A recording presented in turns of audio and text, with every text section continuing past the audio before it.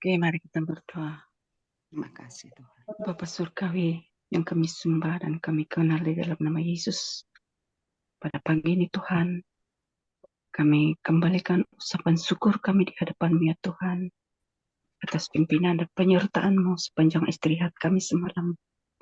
Pada pagi ini Tuhan, sebelum kami memulakan ibadah saat teduh kami pada pagi ini, terlebih dahulu Tuhan, kami serahkan tempat dan masa ini Tuhan, untuk kami beribadah bersama-sama dimanapun kami berada pada saat ini ya Tuhan. Tuhan ada bersama-sama kami ya Bapak. Bapak di surga, saya mau berdoa juga Tuhan, khususnya hamba-Mu yang akan menyampaikan kebenaran firman-Mu pada pagi ini. Engkau urapi dia Tuhan, supaya setiap yang keluar dari mulutnya bukan berasal daripada dirinya sendiri, tapi berasal daripada Tuhan sendiri. Amin. Dan saya berdoa juga Tuhan, anak-Mu yang akan membawa pimpin puji-pujian pada pagi ini ya Tuhan. Engkau urapi juga Tuhan, supaya kami akan menikmati damai sejahtera lawatan Tuhan pada pagi ini, lewat daripada puji-pujian yang kami nikmati pada pagi ini ya Tuhan. Bapa Surgawi, setiap anak-anak-Mu ya Tuhan, yang ada di bawah elup ini ya Tuhan, Engkau lawati Tuhan, sehingga mereka dibangunkan dengan sentuhan-Mu yang lembut pada pagi ini ya Tuhan, sehingga kami punya kerinduan yang luar biasa untuk beribadah pada pagi ini Tuhan. Bapa Surgawi, terima kasih Tuhan, kami serahkan Tuhan Yesus Kristus ibadah kami dari permulaan pertengahan sehinggalah selesai ibadah kami. Biarlah Tuhan Yesus Kristus menyertai kami. Haleluya Yesus. Terima kasih Tuhan. Amin.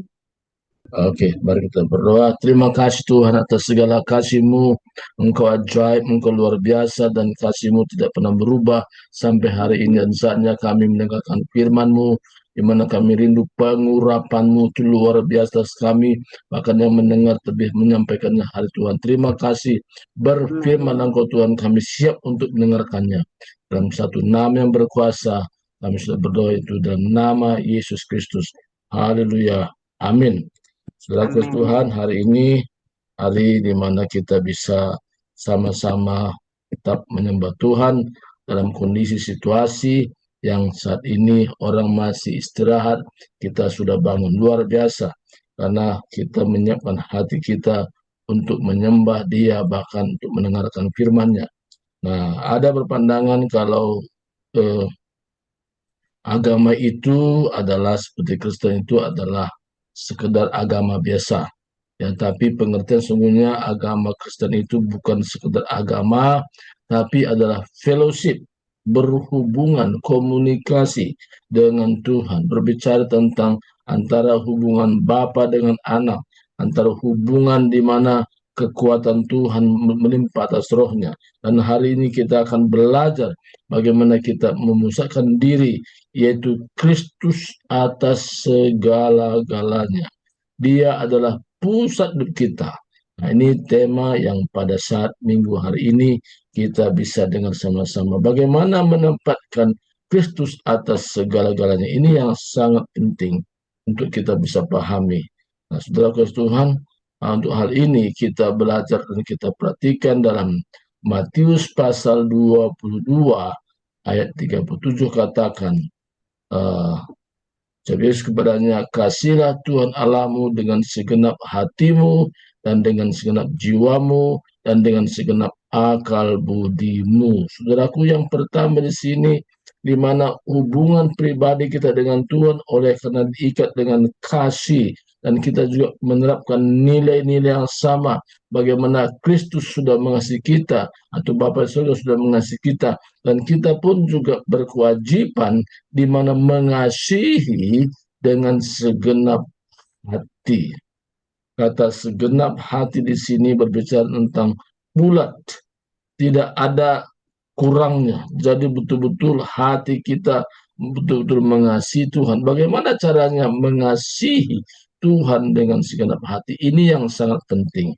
Jadi ini bukan sekedar menyiapkan waktu untuk Tuhan, tapi hati kita betul-betul terbuka untuk Tuhan. Dan kita berkata, Engkaulah segala-galanya di dalam hidupku. Tidak ada yang lain, tidak ada yang melebihi daripada itu. Nah, kita dalam prinsip kita, Dia adalah terutama. Dia adalah segalanya. He is everything in my life. Dia adalah segala-galanya dalam hidup. Ini sangat penting, saudaraku.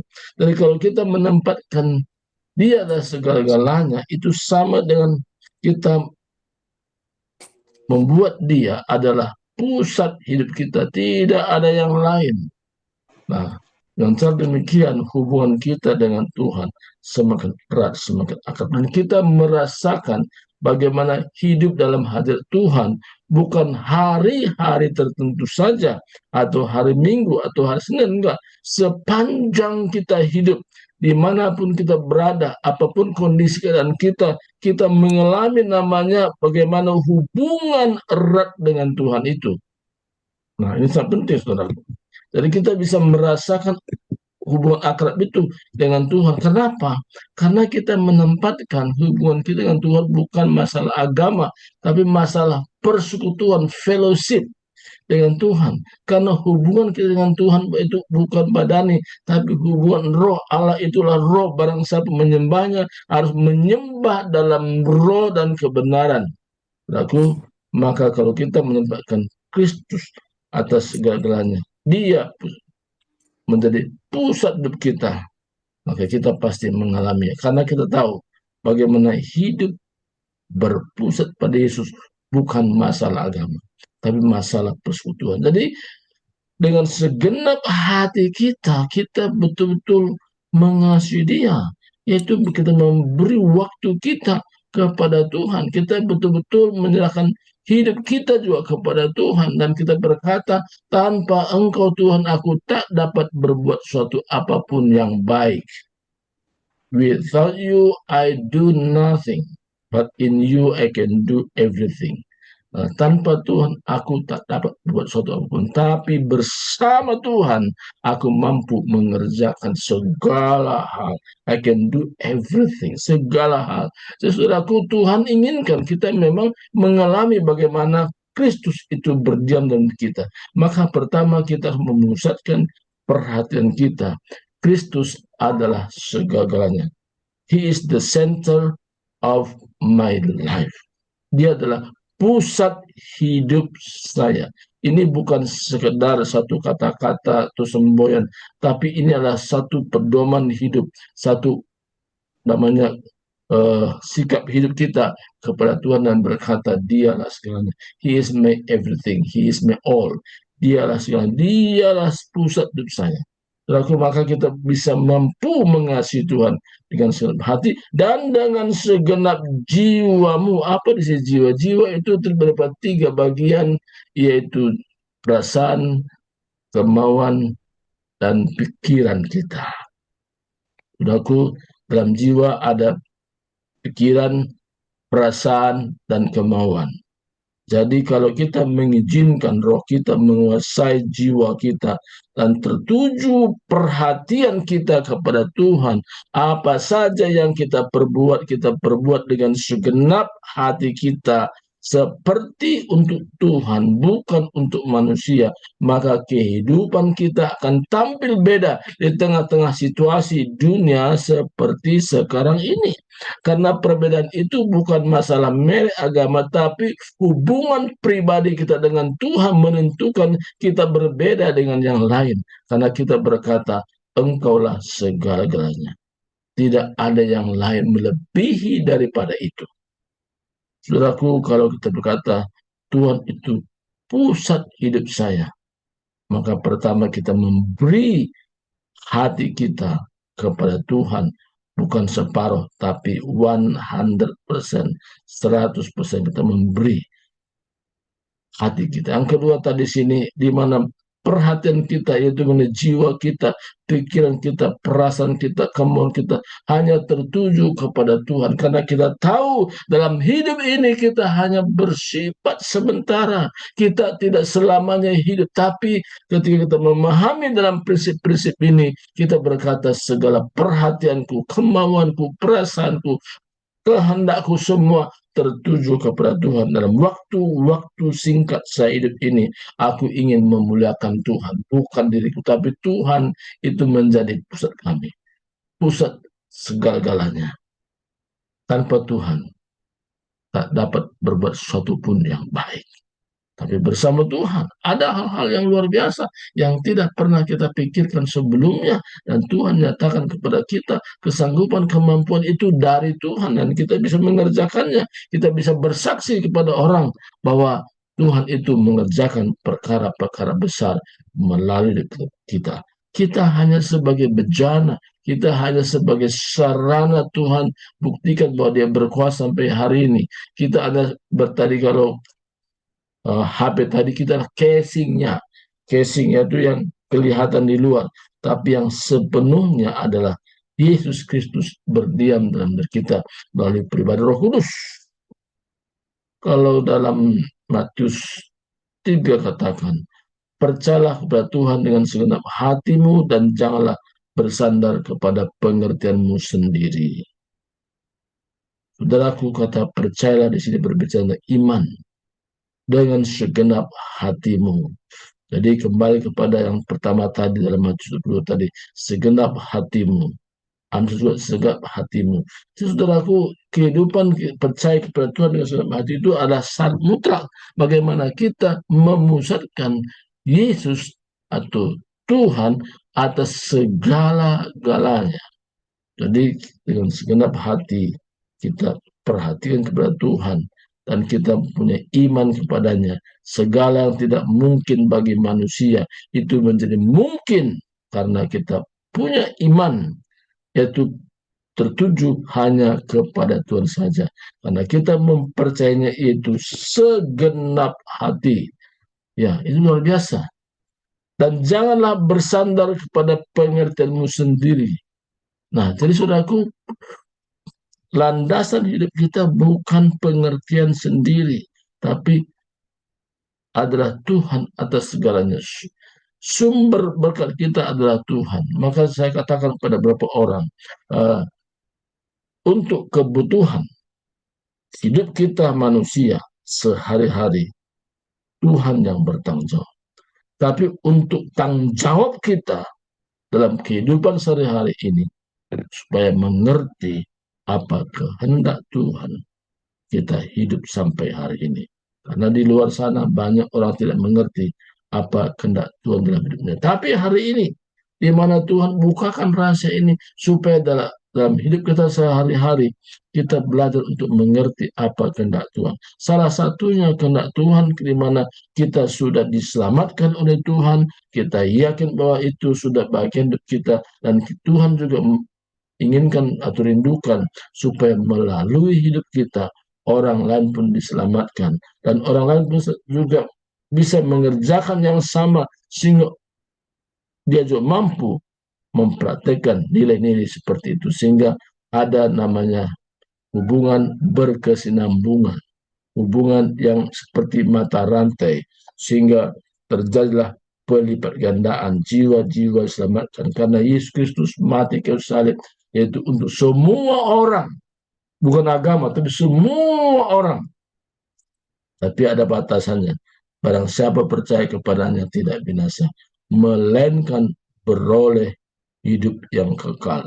Saudaraku, jadi untuk kita bisa menjadikan Tuhan di pusat kita, maka kita percaya dengan segenap hati, kita mengasihi dengan segenap hati, dan kita tidak bersandar kepada pengertian kita sendiri, tapi kita bersandar kepada apa yang Tuhan rancangkan.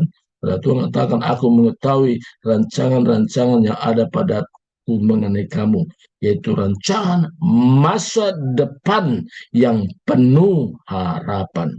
Kita nggak tahu berapa lama kita akan hidup, tapi dalam waktu-waktu singkat kita hidup ini, kita belajar untuk mengetahui apa rencana Tuhan, apa kehendak Tuhan, apa maunya Tuhan kalau kita hidup sampai hari ini. Semuanya tidak ada secara kebetulan, tapi ada rencana Tuhan yang indah dan penuh harapan. Maka kita selalu dalam berdoa kita, Tuhan, Tuhan bukakan lagi rahasia firman, bukakan lagi Tuhan pengertian-pengertian rancangan-Mu yang indah penuh harapan itu melalui hidup saya, hidup saudara, hidup kita semua. Kita berdoa seperti itu. Kita lagi tidak berdoa lagi untuk kebutuhan sehari-hari, karena kebutuhan sehari-hari makan dan minum Tuhan katakan, jangan kamu khawatir apa yang kau makan, apa yang kau minum, apa yang kau pakai. Tapi yang penting kita mengarahkan diri kepada Tuhan agar kita hidup dalam rancangan Tuhan. Dengan cara demikian kita menjadikan Tuhan itu menjadi pusat dalam hidup kita. Kalau lanjut kepada ayat 6 dalam Amsal 3 tadi, akuilah dia dalam segala lakumu, maka ia akan meluruskan jalanmu. Jangan engkau menganggap dirimu sendiri bijak, takutlah akan Tuhan dan jauhlah kejahatan. Jadi kita menjauhi kejahatan itu karena kita tahu, karena kita adalah orang-orang spesial. Tuhan punya rancangan untuk kita. Jadi kita tampil beda dengan orang-orang lain yang tidak memahami rahasia ini. Dan Tuhan mau supaya sepanjang hidup kita, kita betul-betul menyadari bahwa bersama Tuhan kita mampu dan kita bisa sanggup oleh karena Tuhan. Tapi di luar Tuhan nggak bisa berapa-apa. Maka kita akuilah dia, ya. Maka ia akan meluruskan jalan. Artinya kata mengakui dalam arti kata bahwa tidak ada sandaran yang lain, tidak ada harapan yang lain, tidak ada jalan yang lain. Karena Tuhan katakan, akulah jalan, kebenaran dan hidup.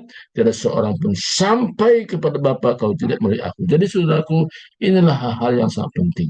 Saya itu dengan sama kesaksian. Dulu saya tidak mengerti apa arti hidup. Saya dulu hanya berpikir bagaimana mencari uang. Jadi saya katakan dalam hati saya, kalau uang saya banyak mungkin saya sudah senang. Apa yang saya mau beli, saya bisa beli. Nah, kalau saya bisa jalan-jalan ke negara-negara lain, waduh rasanya bangga banget. Kalau pergi ke satu negara yang lain dan di mana perusahaan juga artinya membiayai semua, waduh rasa bangga banget. Tapi dalam hal ini, suatu ketika saya mengalami yang namanya kekosongan, emptiness. Saya merasakan itu dalam situasi keadaan di mana kalau secara fisik memang ramai, tetapi ada kekosongan dalam hati saya. Dan saya berkata, waduh, seperti ini hidup ini. Nah, saya dulu berpikir kalau ada uang itu segala, tapi sekarang rupanya uang itu tidak memberikan jaminan kepastian. Dan ketika ada seseorang datang kepada saya menjelaskan tentang apa arti hidup, dari penjelasannya saya memahami bahwa Tuhan punya tujuan atas setiap manusia dan termasuk buat saya. Dan sejak itu saya mengambil keputusan menyerahkan hidup saya kepada Tuhan dan berkata, inilah hidupku, kuserahkan ke dalam tangan-Mu. Dan saya mengalami tadinya kekosongan itu, tapi sekarang Yesus Kristus menjadi pusat dan dia berdiam dalam diri saya, sehingga saya bertindak, berdoa apapun semuanya, saya pusatkan dia segalanya. Sehingga hari ini saya tidak lagi mengalami yang namanya kekosongan itu, tapi saya bisa mengalami suatu lawatan sukacita. Apakah saya seorang diri, apa berdua, atau dalam komunitas seperti ini, saya betul-betul mengalami. Dan saya tidak mengalami lagi seperti dulu, yaitu kehidupan yang hampa, tapi kehidupan yang senantiasa yaitu dikuasai oleh lawatan surgawi. Saudaraku, inilah satu kesaksian yang saya alami sendiri. Itu membuat saya terus memelayani, karena komitmen saya bukan manusia, tapi komitmen saya pada Tuhan dan menyerahkan seluruh hidup saya hanya kepadanya, sehingga hari ini dan seterusnya saya percaya Tuhan akan membawa saya kepada satu pengalaman yang lebih baik lagi daripada hari-hari sebelumnya. Tuhan memberkati. Saya berdoa hari ini. Bapa dalam surga, di mana kami sudah mendengarkan firman-Mu, maka biar Tuhan Engkau berbicara kepada kami, menjabarkan lebih rinci lagi apa maksud dan kehendak Tuhan. Karena kami tahu dalam hidup ini hanya hidup sementara, tapi waktu-waktu yang singkat ini kami belajar mengerti kehendak Tuhan. Ada rancangan Tuhan yang indah dan penuh harapan, sehingga kami betul-betul mengutamakan Tuhan atas segalanya. Sehingga pusat kami tidak yang lain, hanya Tuhan saja. Sehingga bimbingan Tuhan, penyertaan Tuhan, kami boleh mengalaminya. Bahkan dari perkataan dan tindakan kami menjadi berkat bagi orang lain. Terima kasih Tuhan yang ada sungguh kami hari ini. Di dalam nama Yesus Kristus kami sudah berdoa dan bersyukur. Haleluya. Amin. Silakan kembali kepada Ya, host. ya baik. Terima kasih Pak Surbakti, firman Tuhan yang luar biasa ya. Pagi hari ini mengingatkan kita bahwa hidup kita hendaknya berpusat kepada Kristus ya. Tadi Matius 22 ayat 37, kasihilah Tuhan Allahmu dengan segenap hatimu dan dengan segenap jiwamu dan dengan segenap akal budimu. Jadi tiada yang lain. Terima kasih buat kesaksiannya. Mari Bapak Ibu, mungkin kita punya pengalaman atau kita punya kesaksian bagaimana kita mengasihi Tuhan, dan kita boleh berbagi pada pagi hari ini. Silakan langsung dibuka mic-nya, langsung bersaksi. Silakan Bapak Ibu. Ibu Malam ada kesaksiannya si Gudang nih. Kemarin bilang banyak kesaksiannya. Nah, sekarang iya. ditambah lagi lah. Ya, silakan Ibu Malam. Ya, tambah lagi kesaksiannya. Siap-siap Bu Juhaini juga bersaksi. Shalom saudara-saudara yang dikasihi oleh Tuhan Yesus Kristus. Om. Saya sangat bersyukur kepada Tuhan karena Tuhan itu baik, sangat baik bagi keluarga kami. Tadinya terus terang aja ya, suami saya dan saya juga agak sombong juga seperti yang Bapak bilang tadi. Ada duit, ya udah, semuanya kan kami bisa nikmati gitu. Apalagi suami saya, dia seorang guru fisika, dia cerdas, apa yang dia mau ya terus dia lakukan gitu. Tapi lama kelamaan ya terus terang aja, kayaknya hidup ini hampa gitu, kok begitu-begitu saja gitu. Terus ada seorang hamba Tuhan yang ngajak kami gitu ya, ayo kita ke gereja gitu. Gereja siapa? Saya bilang kan gereja ini. Oh, tepuk-tepuk tangan kok, inilah itu gitu. Kayaknya kita nggak seret gitu. Tapi lama kelamaan karena ya begitu tadi, kita tidak undang Roh Kudus, tidak memprioritaskan Tuhan Yesus sebagai juru selamat kita karena keangkuhan kita yang kita rasa itu main gitu. Tapi ya itu tadi, kayaknya berantem melulu, kayaknya nggak ada gimana ya, kayaknya egois gitu. Lama kelamaan ada juga seorang hamba Tuhan yang ngajak gitu. Ya udah kita pergi ke gerejanya gitu ya. Kayaknya kita ya diam-diam aja gitu. Lama kelamaan ya itu tadi, Roh Kudus yang bekerja dalam diri kita sehingga kita bisa menyerahkan diri kita kepada Tuhan dan kita bisa berubah. Sampai sekarang kita andalkan Tuhan terus. Ya puji nama Tuhan, ya semuanya berubah. Ya, itulah ya Tuhan Yesus yang kami utamakan. Apapun pekerjaan yang kami lakukan, kami harus pergi ke gereja dulu baru yang lainnya. Ya itulah, kami selalu mengandalkan Tuhan dalam hidup kami. Kami sharing akan firman Tuhan. Kami mengakui Dia sebagai juru selamat kami. Sehingga puji Tuhan, semuanya anak-anak saya, semuanya pelayanan. Ini semuanya karena kemurahan Tuhan. Karena kami tahu bahwa Tuhan menginginkan kita supaya kita lebih hari lebih dahsyat, bisa memberkati orang lain. Tuhan percayakan kita sebagai teman sekerjanya. Kami sangat bersyukur karena apa? Kita sadar bahwa kita ini siapa?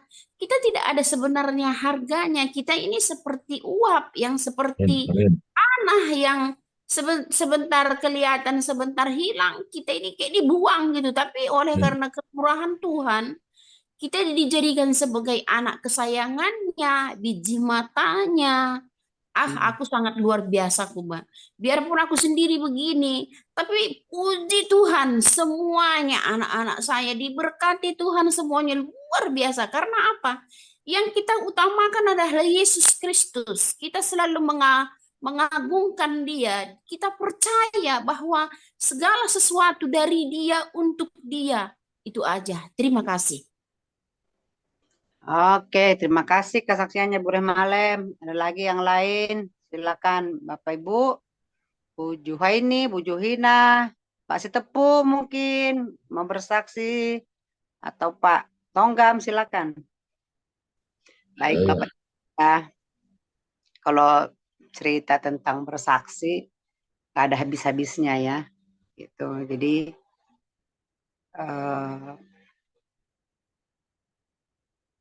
Tuhan itu pokoknya dahsyat lah, luar biasa ya. Jadi kita juga di dalam perjalanan rohani kita banyak mengalami pasang surut ya. Nah, kami mengawali pelayanan itu, puji Tuhan, dari sejak remaja ya sudah melayani, gitu ya. Tapi itu tadi kita tidak mengerti apa itu pelayanan. Kita pikir ya melayani ya sudahlah. Yang penting kita kalau ngajar sekolah minggu, ke gereja ya ke gereja gitu kan. Nah, tapi belum mengerti arti pelayanan yang sebenarnya. Ya, di mana pelayanan itu yang sebenarnya ya kita melakukan segala sesuatu itu dengan segenap hati, dengan segenap jiwa, dan itu buat Tuhan gitu ya. Nah, sehingga pada suatu waktu kami sudah berumah tangga, maka Tuhan izinkan ataupun Tuhan ya izinkan proses terhadap keluarga. Pada saat Tuhan izinkan itu ya kaget ya, kita shock gitu. Nah, kemudian kita juga mulai mengadakan pembelaan diri, ya kan?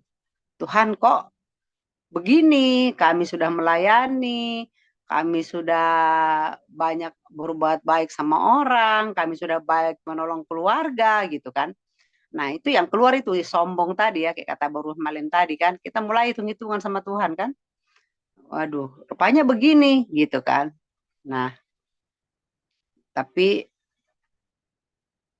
di dalam proses itu Tuhan mempertemukan kita dengan seorang hamba Tuhan. Nah, di sana dikatakan dalam Kolose 3:23 itu ya, saya itu membuat saya sadar. Dia katakan bahwa segala sesuatu yang kamu perbuat itu kamu lakukan seperti untuk Tuhan, bukan untuk manusia. Gitu. Jadi ya kalau sudah untuk Tuhan, berarti begitu kita kerjakan dengan tulus ikhlas selesai. Jangan hitung-hitungan, jangan lagi menuntut gitu ya. Nah, itu yang membuat kami sadar, dan ketika itu kita mengerti, ketika itu kami terima, terutama saya ya. Saya ya pada waktu itu begitu, saya mengadakan pembelaan di hadapan Tuhan. Saya bilang, Tuhan kayaknya ini nggak adil deh, gitu ya. Saya dari remaja sudah melayani, sudah ini, dari ini, itu gitu kan. Nah, terus sampai sekarang, tapi kok berat gitu kan. Nah, kemudian saya bilang juga, kayaknya kami nggak jahat-jahat banget deh. Saya ngomong gitu. Kayaknya kami, keluarga kami, dari orang tua kami nggak jahat-jahat banget deh Tuhan. Tapi kok saya diperhadapkan dengan yang seperti ini gitu. Nah itu, tapi lewat hamba Tuhan kami diingatkan bahwa gelap itu atau terang itu tidak memerlukan terang gitu ya. Atau ada ayatnya saya lupa ya. Sebuah pelita atau lilin atau lampu itu tidak ditaruh di tempat di atas gunung atau di tempat yang tinggi, tapi justru ditaruh di bawah kolong di tempat yang gelap sehingga berfungsi. Nah, itu jadi dua ayat itu itulah titik balik saya. Ya juga ya gitu. Jadi kalau memang ibu merasa di keluarga dulu sudah baik, tapi Tuhan mempertemukan ibu dengan orang-orang yang lagi proses, ya berarti itu namanya Tuhan sedang memakai ibu untuk jadi terang di sana, untuk memberikan ya warna, ya memberikan rasa. Nah, itulah nasihat ya yang disampaikan oleh Tuhan lewat hambanya. Nah, pada saat itu Bapak Ibu Ya saya menyadari, saya ya menangis, saya pelepasan ya. Saya bilang ya Tuhan, saya minta ampun ya, saya benar salah ya. Jadi ya udah berserah. Nah, dan ketika itu terjadi, kita pikirannya plong, tidak ada lagi marah-marah, tidak ada lagi rasa dendam, tidak ada lagi merasa berpiutang ya sama orang. Beneran. Jadi sama keluarga juga ya udah ikhlas aja begitu, dan tidak pernah sampai hari ini, kalaupun masih ada ya di luar sana mungkin yang belum selesai perhitungan, tapi kita sudah selesaikan dengan Tuhan. Nah, itulah yang membuat kami, dan kami percaya, dan ketika itu terjadi, maka Tuhan memulihkan semua. Ya, Tuhan gantikan, Tuhan kirim orang-orang ya yang memberkati, orang-orang yang hebat untuk memberkati kami. Ya kami pernah di titik nol, Bapak Ibu. Di titik nol Tuhan izinkan. Nah, itu tadi ketika di titik nol itulah saya nangis sama Tuhan. Saya bilang ini nggak adil. Ya saya membela diri gitu kan. Tapi ketika saya mengerti, nah itu titik balik saya, dan saya berubah yang tadinya menganggap pelayanan itu sepertinya apa ya, tradisi, bahkan mungkin bisa juga jadi kesannya sombong gitu ya. Nah, tapi setelah itu selesai, saya mengerti bahwa semuanya untuk Tuhan ya, dan semua Tuhan yang menyediakan, dan Tuhan juga nanti yang dimuliakan lewat pelayanan, lewat kehidupan kita. Nah, itu saja Bapak Ibu ya kesaksian saya pagi hari ini. Terima kasih buat firman-Nya Pak Surbakti. Tuhan berkati. Ada lagi Bapak Ibu silakan. Masih ada waktu Pak Tonggam mungkin mau bersaksi. Ibu Juhaini udah buka mic. Bu Juhaini dulu. Halo Bu Juhaini. Ya, selamat pagi Bu.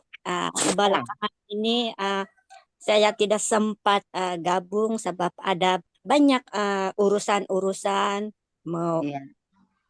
ulang-alik mau jumpa dokter sebab temu janjinya. Ya, dan Mana kesehatan sudah sehat? iya. Oh ya. Ya, ini kesaksian saya hari ini. Amin. Belum saya mengenal Tuhan dengan benar. Saya diselubungi dengan banyak pergumulan. Ya. Tapi saya rasakan Tuhan itu sangat baik. Walaupun masalah saya banyak, tapi ada satu firman Tuhan yang melekat di hati saya, yaitu ayat emas saya sendiri, Yohanes 14 ayat 6. Ya. Dan itulah yang menguatkan saya berhadapan dengan pergumulan, masalah keluarga, terutama masalah kami antara suami istri, karena kami ini berlainan gereja. Ya. Suami saya ini kuat dengan pendiriannya di Katolik. Jadi masalah itu amat luar biasa. Betul-betul membuatkan saya hampir-hampir pasrah. Tapi itulah yang menguatkan saya, ayat emas saya sendiri, Yohanes 14 ayat 6. Ya. Itulah yang menguatkan saya sehingga saya melihat kasih Tuhan. Tuhan di dalam keadaan yang begitu saya dihimpit dengan masalah, tiba-tiba dalam sebelah patang, saya tidak tahu apa itu yang ada satu tangga dari tanah sampai ke awan. Tangga itu amat cantik, tapi saya tidak tahu apa maksud tangga itu. Iya. Nah, dalam kelama-lamaan dalam masa itu tidak lama kemudian datang ini pastor di tempat saya, dan dia memilih saya menjadi dia mengambil saya sebagai pelayan di dalam gereja. Tapi saya kebingungan sebab saya tidak pernah melayani. Jadi saya bingung, dan saya mau lari daripada pelayanan sebab saya tidak benar-benar saya tidak paham dalam pelayanan. tapi Iya. itu kasih Tuhan. Tuhan mengatakan dia yang memilih saya, bukan saya yang memilih Tuhan, tapi dia yang memilih saya. Itu adalah bisikan Tuhan di hati saya. Dan saya menangis di hadapan Tuhan. Benarkah ini kehendak Tuhan? Iya. Jadi Tuhan menjawab doa saya, dan Tuhan melawati saya setiap pagi dalam pujiannya, dalam keadaan saya yang tidur. Amin. Dan selepas itu hati saya mulai rindu untuk melayani Tuhan. Dan Amin. mulai dari hari itu saya datang di dalam perkumpulan, seminar-seminar, dan juga lawatan-lawatan dengan rombongan. Dan Amin. sampai sekarang hati saya sangat bersyukur saya sudah merasakan kasih dari Tuhan. Itu Amin. singkatan kesaksian saya hari ini. Baik. Terima kasih. Ya, terima kasih Bu Juhaini. Tetap semangat ya Bu Juhaini. Ya, Amin. Yohanes 14 ayat 6, akulah jalan dan kebenaran dan hidup ya. Tidak ada seorang pun yang datang kepada Bapa kalau tidak melalui aku ya. Jadi Bu Juhaini sudah tepat ya, tetap semangat. Ya, baik, ada lagi Bapak Ibu, masih ada waktu. Pak Tongga mungkin kayaknya udah siap-siap saya lihat. Ya, bagaimana kemurahan Tuhan itu aja dalam hidup kita. Amin. Sebagai anak Tuhan, sebagai pelayan, sebagai hamba Tuhan, ya memang harus ya taat turut kepada apa yang Tuhan mau. Amin. Ya. Kenapa harus kita melakukan hal yang demikian? Karena telah dipilih, sama seperti yang dikatakan Ibu Joni, telah dipilih dari lumpur dosa, diangkat, dijadikan menjadi anaknya. Bukan anak gampang. Nah, ini. Yang jadi masalahnya bahwa kita harus beda daripada orang dunia. Yang telah dipilih menjadi berkat bagi setiap orang. Yang Tuhan pilih menjadi penyampai amanah daripada Tuhan sendiri. Sehingga kita menjadi berkat. Puji Tuhan, saya diberikan kesempatan untuk menyaksikan cinta kasih Tuhan, bukan hanya yang berkatnya secara jasmani yang kita harus mengucap syukur ya. Seperti yang kemarin di rumah, ada 3 hal itu memang udah jadi hafalan sebagai hamba Tuhan itu di dalam yang Tesalonika itu ya. Mengucap syukur dalam segala hal, yaitu di dalam Tesalonika 5:18. Dari 15, 16, tetaplah berdoa, bersukacita yang paling pertama. Inilah suatu yang kita lakukan di dalam firman Tuhan.